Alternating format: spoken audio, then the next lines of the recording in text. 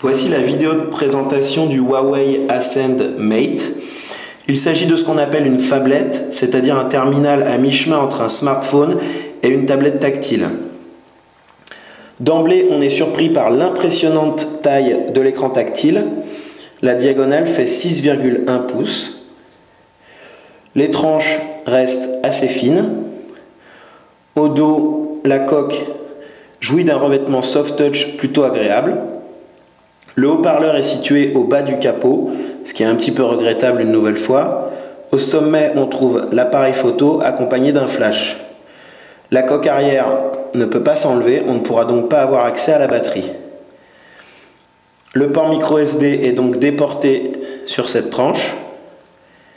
Pour la carte SIM, ça se passe au sommet, juste à côté de la prise jack au format 3,5 mm. Sur les côtés, le bouton d'allumage et les touches pour ajuster le volume. Tout en bas de l'appareil, on retrouve le connecteur pour le chargeur. Le produit est assez lourd puisqu'il fait 198 grammes et le format est vraiment très encombrant, c'est-à-dire qu'on ne pourra pas ranger le produit dans une poche, il faudra forcément prévoir un petit sac, une sacoche pour pouvoir ranger le terminal. Donc j'allume ici. On voit tout de suite qu'il y a un menu de verrouillage assez particulier puisqu'il permet d'accéder directement soit ici à la fonction téléphonie, ici à la fonction messagerie, en haut à l'appareil photo ou alors, plus classique, le déverrouillage. Donc je déverrouille. Donc on a une surcouche logicielle made in Huawei qui est assez pratique. Là on a un très grand widget qui permet de regrouper plusieurs widgets.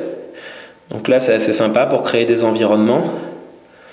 Ensuite, ça c'est un petit peu moins pratique, c'est-à-dire que les applications sont toutes dans des sous-dossiers. Donc à chaque fois il faudra cliquer pour retrouver l'application. On regrette un peu qu'il n'y ait pas un menu regroupant tous les widgets. Voilà, on peut voir que la plateforme est assez fluide. Le processeur est un modèle Intel Quadricœur cadencé à 1,5 GHz. Voilà, ça coulisse bien. Sur du web, ça se charge assez rapidement. Le zoom, pas trop de temps de latence. Voilà, là c'est pour le multi-fenêtrage. Les réglages habituels. On revient en arrière. Au sommet, le classique menu déroulant avec les notifications. Ici, les différents réglages, des connexions, l'ajustement de la luminosité, le Wi-Fi, les différents profils. On revient en arrière. Petit détour par la fonction photo. Donc, on a dit qu'il n'y avait pas de touche dédiée sur l'appareil, donc on est obligé de cliquer ici. Voilà. Donc c'est vrai que c'est très agréable d'avoir un écran de 6,1 pouces pour regarder des vidéos, pour regarder des photos. La résolution est de 8 mégapixels, les résultats sont plutôt corrects. La mise au point se fait soit en touchant comme ça une zone de l'écran, soit automatiquement. Voilà, l'autofocus est plutôt rapide.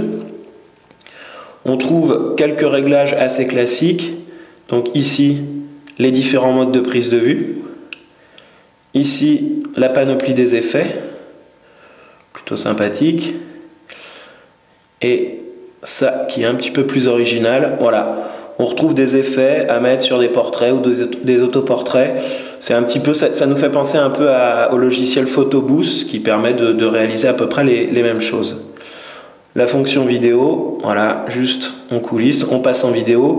On est en Full HD 1080p avec des résultats qui sont très corrects et assez fluides. On revient en arrière.